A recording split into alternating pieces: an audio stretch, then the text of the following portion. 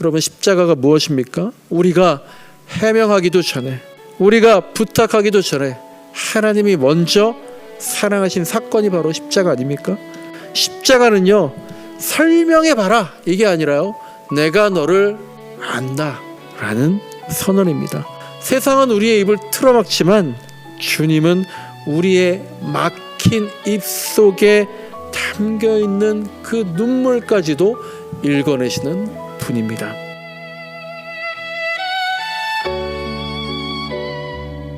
네, 오늘은 은혜는 설명을 멈추게 한다라는 제목으로 말씀을 나누겠습니다. 우리가 살면서 너무 답답하고 속이 뒤집히고 숨이 막히는 그런 순간들이 늘 있습니다. 내 진심은 갈기갈기 찢겨지는데 세상은 나를 향해서 입을 틀어막고 오직 해명과 증명만을 요구할 때가 또 그런 것 같습니다. 진실은 그게 아닌데, 정말은 그게 아닌데, 그래서 우리가 구구절절 설명할 때가 있습니다. 그러다 보면, 그렇게 계속 설명하다 보면 언젠가부터는요, 이런 때도 있는 것 같아요. 어디서부터 얘기해야 될지도 잘 기억이 안 나는, 모르겠는 그런 때도 있는 것 같습니다. 그러니까 나조차도 진실을 잃어버린 것 같고, 무엇이 내 진심인지 그것조차 묘연해질 때가 있는 거죠. 설명을 하면 할수록 그렇잖아요. 내가 뭔가 설명할 때 어떻습니까? 나는 더 작아지고, 말은 더 길어지고, 마음은 더 흐려질 때가 있는 거죠. 아무런 말도 안 했는데 사람들이 알아서 나를 평가합니다. 혀를 차는 겁니다. 쟤는 원래 저럴 줄 알았어. 결론이 먼저 내려지고 그 다음에 내 말은 이미 구차해지는 거죠. 반대로 어떤 사람들은 또 이런 경우도 있죠. 한마디 설명도 하지 않았는데 사람들이 알아서 존중을 해주는 겁니다. 꿀이 뚝뚝 떨어지는 눈빛으로 바라봅니다. 똑같은 침묵인데 누구는 판단의 침묵이 되고 누구에게는 존중의 침묵이 될 때가 있는 거죠. 그래서 우리가 굳이 나를 설명하지 않으려고 명품 가방을 산다든지 아니면 값비싼 외제차를 탄다든지 혹은 강남의 비싼 또 주택에 사는지도 모르겠습니다. 그러니까 말로 설명하지 않아도, 굳이 내가 말로 설명하지 않아도 내가 누구인지 그런 것들이 보여주게 되니까 편해서 또 그런 것도 같습니다. 그렇게 우리는요, 평생 나를 증명하면서 사는 것 같아요. 직장에서는 어떻습니까? 내 유능함, 나의 성실함, 이런 거 서류로 증명해야 되고요. 집에서는 또 내 헌신을 배우자에게 알아달라고 하소연하기도 합니다. 억울한 일을 당하면 내 진심을 몰라주는 세상이 미워서 또 밤잠을 설치면서 어떻게 무슨 말로 설명해야 될까? 그렇게 잠을 못 잘 때도 있는 거죠. 우리는 왜 그토록 설명하려고 애를 쓰는 걸까요? 이런 게 있겠죠. 설명하지 않고 가만히 있으면, 설명하지 못하면 평가받는 거죠. 증명하지 못하면 또 내 존재가 잊혀지는 거죠. 그런 세상에 살고 있기 때문입니다. 설명하지 않으면 무너질 것 같아서, 설명해야만 살아남을 것 같아서 설명하고 또 설명하면서 우리가 살아갈 때가 있습니다. 그런데 오늘 성경 본문은요, 그 소박한 설명조차 허락되지 않은 한 여인이 등장하는 거죠. 가늠하다가 현장에서 잡혀온 여인입니다. 살기등등한 돌멩이들 앞에서 그녀는 자기 삶을 해명할 단 한마디에, 단 한 번의 기회도 얻지 못한 채 지금 죽음의 문턱에 서 있는 겁니다. 우리가 흔히 이 여자를 부정한 여인이라고 낙인을 찍지만 이거 역시 당시의 사회적 맥락을 생각하면서 조금만 더 현실적으로 상상을 해보면은 이 여인은 어떤 파렴치한 죄인이다라기보다는 어떻게 보면 의도적인 희생자에 가까울 수 있는 거죠. 율법은 가늠한 남녀를 다 죽이라고 했습니다. 그런데 현장에는 여인만 끌려와 있습니다. 남자는 어디 갔습니까? 힘 있는 자였기 때문에 도망쳤을 수도 있고요. 혹은 이 여인을 믿기로 해서 예수를 잡으러 진 자들과 한패였기 때문에 이 자리에 없을 수도 있습니다. 지금 이 여인은요, 물론 부정한 죄를 지었습니다. 하지만 억울한 면이 없지 않은, 그러니까 죄를 지은 건 맞는데 억울한 면이 또 없지 않은 그런 상황입니다. 우리가 돌아보면은요, 우리도 그럴 때가 참 많습니다. 그래, 내가 잘못했어. 내가 잘못한 거 맞아. 하나하나 따진다면, 엄밀하게 말한다면 내가 잘못한 거 맞지만, 우리도 이럴 때가 많잖아요. 하지만 이거 아니잖아. 내 억울함도 좀 들어줘야 되는 거 아니냐라고 말하고 싶을 때가 있는 거죠. 그렇게 뭔가를 말해야지, 설명해야지, 해명해야지. 그래야 되는데 이 여인은 침묵했습니다. 왜 아무 말도 안 했을까요? 할 말이 없었을까요? 아마 그런 건 아닐 겁니다. 말해봤자 아무도 들어주지 않을 것을 이미 알았던 것이기 때문이겠죠. 내 가난을 설명하고 내 억울함을 설명해봤자 돌아오는 건 차가운 비웃음 뿐이다라는 걸 이미 알았던 겁니다. 그리고 이거 남의 얘기가 아니죠. 우리도 간혹 이런 자리에 서게 됩니다. 설명하면 더 초라해질 것 같고요. 변명하면 더 비난받을 것 같고요. 침묵하는 게 차라리 나은 순간, 그래서 말이 멈추는 순간, 그래서 고립된 순간, 우리도 그럴 때가 있습니다. 그러니까 이 여인도요, 설명할 기회도 없지만 설명할 힘조차 기력조차 없는 그런 상황인 것 같아요. 내 앞에 이런 여인이 있으면 우리는 어떻게 할까요? 이런 것도 한번 생각하면 좋겠어요. 근데 바리새인과 율법학자들은 굉장히 잔인했던 것 같아요. 이 여자 이런 처지를 감싸주기는커녕, 물론 의도적으로 그랬기 때문에 감싸줄 리가 만무하지만 만천하에 이 여인의 죄악을, 이 상황을 드러나도록 던져버렸기 때문입니다. 그래서 모든 사람의 시선이 다 이 여자에게 향했습니다. 성전에 모였다 그랬어요. 아마 여인의 뜰, 이방인의 뜰, 그런 데겠죠. 가장 거룩하다는 그 성전, 그 공간에 가장 잔인한 재판이 열리고 있는 겁니다. 그 거룩한 곳에서 이 여자는요, 모두에게 벌거벗겨졌던 겁니다. 그래서 다 그녀를 보고 있어요. 그런데 예수님은 이 여인을 똑바로 쳐다보지 않으셨습니다. 그러니까 우리가 이 장면 참 인상 깊잖아요. 저도 되게 참 인상 깊습니다. 모두가 여인을 노려보고 있는데 예수님은 몸을 굽혀서 땅에다가 무언가를 쓰기 시작하셨어요. 여인에게 꽂혀져 있는 시선을 당신에게로 돌리십니다. 예수님은 그렇게 하시면서 이 여자를 구경거리로 만들지 않으시고 구해내 주시는 것 같아요. 사람들은 예수님에게 설명을 요구했지만 예수님은 이 여인에게 설명을 요구하지 않으셨어요. 심지어 다 노려보고 있는 그 시선, 그 시선으로도 압박하지 않으신 겁니다. 이 침묵은요, 예수님이 그저 회피하거나 방관하는 것이 아니라 이 침묵은 오히려 보호였던 것도 같습니다. 그러자 유대인들이 그 보호막을 깨고 침묵을 깨고 그 보호된 시간을 멈추고 예수님께 묻습니다. 모세는 이런 여자를 돌로 쳐 죽이라고 했는데 당신은 어쩌겠소? 라는 거죠. 틀린 말 아니죠. 법적으로 맞는 말입니다. 그러나 이게 함정인 거잖아요. 사랑을 말하면 율법은 어기는 것이고 율법대로 해라. 그러면 그간에 예수님이 하신 말씀을 스스로 무너뜨리는 겁니다. 예수님이 늘 이런 선택을 강요받으셨죠. 그리고 그럴 때마다 참으로 통쾌하게 전혀 다른 것을 보여주셨습니다. 오늘 본문에서도 마찬가지입니다. 설명해봐라 라고 얘기했는데 설명하거나 납득시키지 않으시고 여전히 침묵으로 오히려 스스로를 돌아보게 하시는 겁니다. 그러면서 몸을 굽혀서 손가락으로 땅에다 무언가를 쓰십니다. 우리가 예나 지금이나 이게 다 궁금하죠. 예수님 뭐라고 쓰셨을까? 예레미야 17장 13절 보시면 주님께서 떠나간 사람마다 생수의 근원이신 주님을 버리고 떠나간 것이므로 그들은 땅바닥에 쓴 이름처럼 지워질 것이다. 이런 말씀이 있습니다. 그러니까 예수님께서 이 말씀 쓰시면서 너희의 이름들도 이 흙먼지처럼 지워질 거야.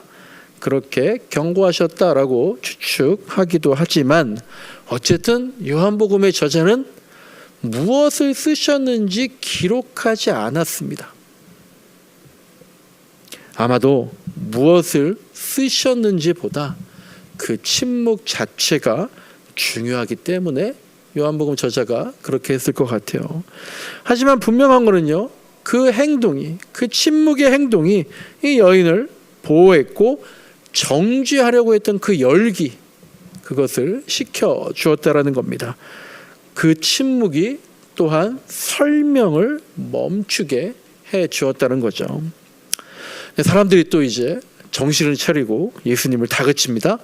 그러자 예수님께서 일어나서 드디어 한 말씀을 던지시죠. 뭐라고 합니까? 우리가 고백의 기도할 때마다 듣는 말씀, 너희 가운데 죄가 없는 사람이 먼저 이 여자한테 돌을 던져라. 이 말씀은요, 잘 생각해 보십시오. 도덕적 훈계가 아닙니다. 또 이 여인의 죄를 부정하는 말도 아닙니다. 하지만 또 이 말씀은요, 폭력을 멈추게 하는 그런 말이 되었습니다. 타인을 향해 있던 정죄의 칼날을 자기 내면으로, 너희가 지금 돌 들고 서 있지, 던지려고 준비하고 있지, 그 시선을 자기 내면으로 돌리게 만드는 거울과도 같은 그런 말씀입니다. 그러니까 정말로 사람들이 한 명씩 떠나갑니다. 떠나갈 때마다 돌을 던져놓고 갑니다. 들고 있던 돌들이 툭툭 떨어집니다. 그 소리를 이 여인이 듣고 있습니다. 우리가 그렇잖아요. 어렸을 적에, 모르겠어요. 여러분들은 모르겠는데 저도 이제 엄마나 아빠한테 혼나면서 회초리 맞을 때가 있습니다. 너무 아파서 뭐 그렇게 막 엄청나게 때리신 것도 아니지만 어쨌든 아파서 눈을 이제 질끈 감고 뜨지를 못했습니다. 눈 감고 있으니까 어떻게 되는지 모르는데 갑자기 회초리가 떨어지는 소리가 들리는 거죠. 그리고는 아버지가 일어나셔서 걸어 나가시는 그런 발자국 소리가 들립니다. 끝났나? 그렇지만 또 차마 눈을 뜨지 못하고 또 뒤돌아보지 못하고 가만히 있다가 시간이 지나서 계속해서 인기척이 나지 않으면 큰 안도의 숨을 내신 적이 있습니다. 돌이 하나씩 떨어질 때, 그리고 발자국 소리가 점점 멀어질 때, 이 여인이 비로소 처음으로 숨을 내쉴 수 있었을 것 같습니다. 은혜가 무엇일까요? 이 여인에게 은혜는 예수님의 침묵과 마지막 던져주신 그 말씀 한마디, 그것이었을 것 같아요. 그 은혜는, 예수님의 은혜는 먼저 정죄를 멈추게 하고 폭력을 멈추게 하고, 그리고 무엇보다 이 여인에게 설명하라는 압박을, 해명하라는 압박을 멈추게 해 주었습니다. 이제 마침내 성전에는 여인과 예수님 단둘이 남았습니다. 자비와 비참, 자비함과 비참함, 이 둘이 독대하는 순간입니다. 주님이 묻습니다. 여자여, 너를 정죄하던 그들은 어디 있느냐? 여인이 대답합니다. 아무도 없습니다. 한 사람도 없습니다. 이 말이 이 여자에게 얼마나 큰 해방입니까? 그리고 예수님은 둘만 남았으니까 뭔가 물어볼 수 있잖아요. 우리도 다 같이 얘기하다가 단 둘만 남으면 야, 한번 얘기해봐, 설명 좀 해봐, 그럴 수 있잖아요. 하지만 이 여자에게 사정을 묻지 않으십니다. 왜 그랬니? 억울했니? 무슨 일이니? 납득을 좀 시켜줘, 이렇게 말하시면서 설명을 요구하지 않으신 거예요. 왜일까요? 너무나 당연하죠. 그녀의 깨진 마음을 주님은 아시기 때문이죠. 그녀가 지금 막다른 골목에 있다는 거 주님은 아시기 때문입니다. 이 여인은 지금 설명이 통하지 않는 세상에서 설명이 필요 없는 사랑, 은혜를 만난 거죠. 이 여인은 비로소 평생 나를 증명해야 하는 지옥에서 해방된 것입니다. 그리고 그것은 그 증명하고 납득시키고 거기서 해방된 것이 지금 이 여자가 드디어 마침내 결국에 성공한 여인이 되어서가 아니라 자신의 존재를 알아보는 사람, 자신의 존재를 알아주고 이해하는 사람을 만났기 때문에 해방될 수 있었던 거예요. 정죄가 먼저가 아니라, 판단이 먼저가 아니라, 평가가 먼저가 아니라 이해가 먼저입니다. 그래서 예수님 마지막에야 이 한 말씀 하신 겁니다. 가서 다시는 죄를 짓지 말아라.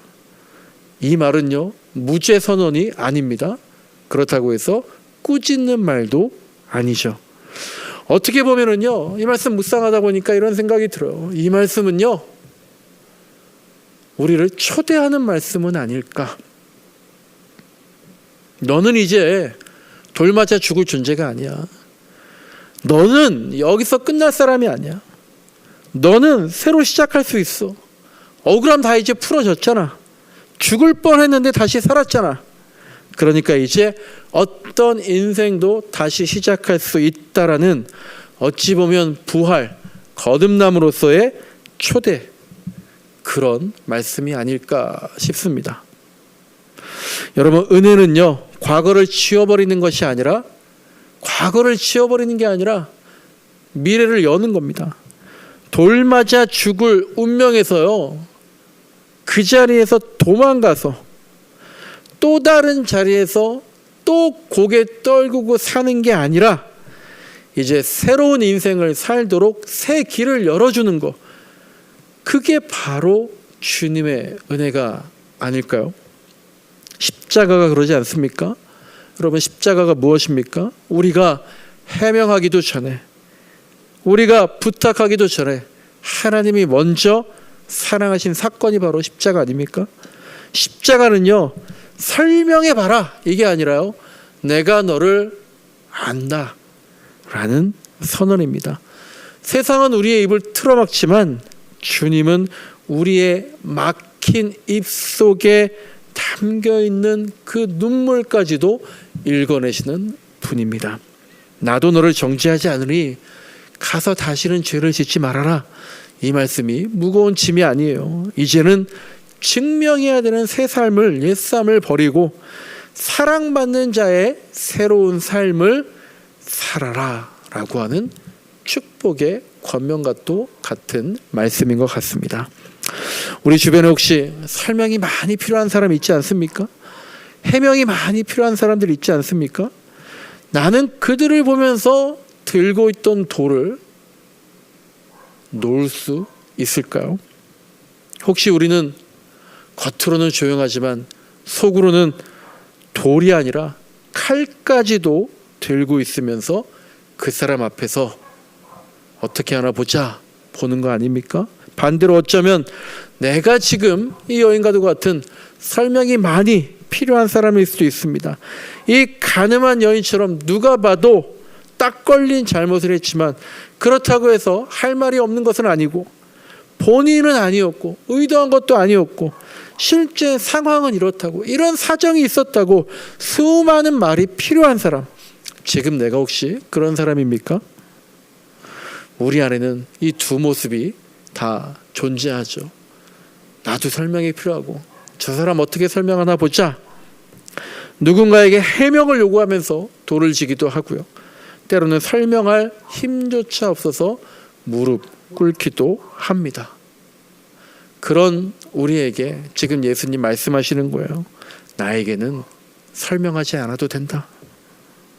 또한 내 앞에서는 돌을 들지 않아도 된다. 나에게 이런 예수님 정말로 필요합니다. 그런 것처럼 나도 그런 사람이 되어야 예수님의 은혜가 이 세상에 빛이 되어서 사람들에게 보이게 될 것 같습니다. 하나님도 그러셨잖아요. 아담과 하와를요, 그냥 보내주셨잖아요. 하나님이 아담을 찾아서 끌어내어 나오게 하셨지만 정지하지 않으시고 그저 가죽옷 하나 지어주시고 그대로 보내주셨잖아요. 하나님과 예수님은요, 숨막힌 우리들을요 다시 숨쉬게 하도록 은혜의 길, 숨통을 열어주시는 그런 분들인 겁니다. 말씀을 정리합니다. 어떤 철학자가 이런 말을 했습니다.